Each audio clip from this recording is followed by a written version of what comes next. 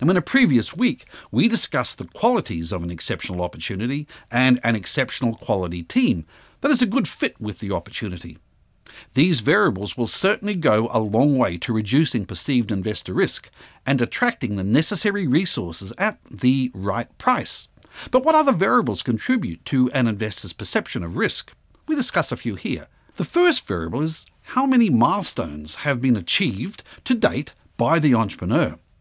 What is important about this is that the more proactive you can be, the less risky your venture will seem for an investor.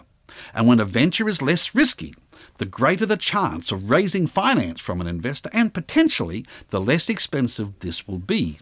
For example, risk reduction strategies could include securing distribution channels for accessing potential customers before approaching an investor, appointing an agent in an overseas market, obtaining forward orders from customers, or putting in place agreements with potential suppliers and/or manufacturers. The more proactive you can be in achieving necessary milestones required to take the venture forward, the less risky your venture will be for future investors.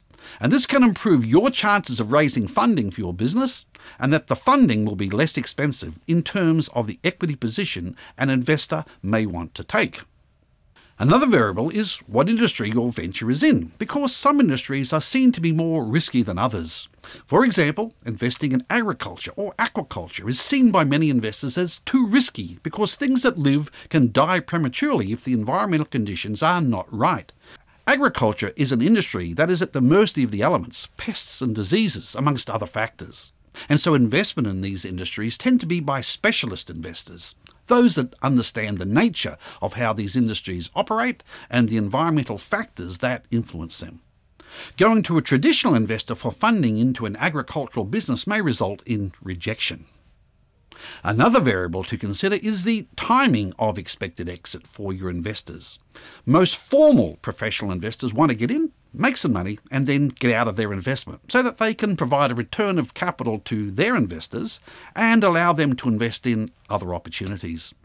Informal investors may not be that demanding and may be happy to leave their funds in the business for longer, as they may be wanting a different type of relationship with the business, even including it providing them with employment opportunities. Investors may also consider the venture's age and stage of development. Business risk is higher in early stage businesses than in later stage businesses. For this reason, many investors avoid investing in early stage business ventures. For those that do specialise in early stage investment, they typically want a premium on the investment because of the associated high risks involved. And so, if you can attract funding from an investor during the early stages of development, expect to pay more for this than if you waited for a few years and the business develops a track record. Another variable is each investor's required return on investment. Investors, particularly more formal investors, will have a hurdle rate that any business must reach for the investor to consider investment in that venture. For example, knowing that some of a particular investor's investments will fail to generate an adequate return, or any return at all, an investor may require any prospective investment to have the potential to provide a significantly higher return on that investment to compensate. Different investors may have different return on investment hurdles, and if your business cannot demonstrate the potential to achieve this, then you will have difficulty in attracting funding from this investor.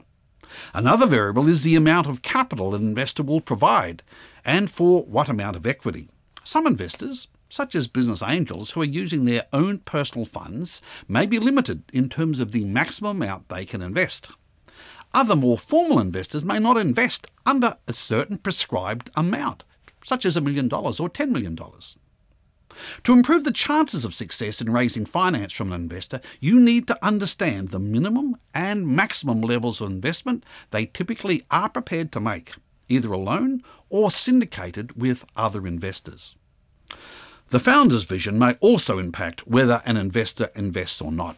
For example, if the vision is too limiting and less inspiring, an investor may not be interested, as they can see little upside for their investment in the future, because what the founder wants to achieve is too limiting. Of course, this could also result in a similar lack of interest if the founder's vision is ridiculously over the top.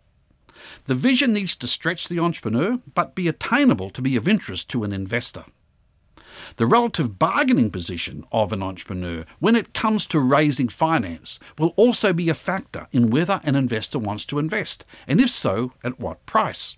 For example, consider a situation where there is a well thought out business plan articulating when finance is needed in future years, and the entrepreneur seeks to obtain finance well in advance of when it's needed.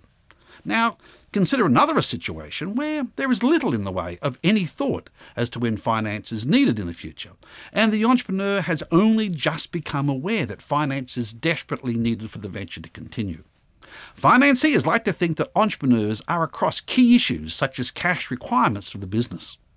And so, it's important to remember, when planning and assessing your entrepreneurial opportunity, there are many critical variables that can affect whether venture finance can be raised, and if so, at what price. We've looked at a number of factors that should be considered to enhance the success of any fundraising efforts, and these are in addition to ensuring that you have an exceptional opportunity and an exceptional entrepreneurial team. In particular, investors will be keen to see high growth potential for your venture and a cohesive team with the necessary skills and experience to be successful. Together with the variables mentioned here, these will impact whether you get the funds you are looking for and how much you will pay for these.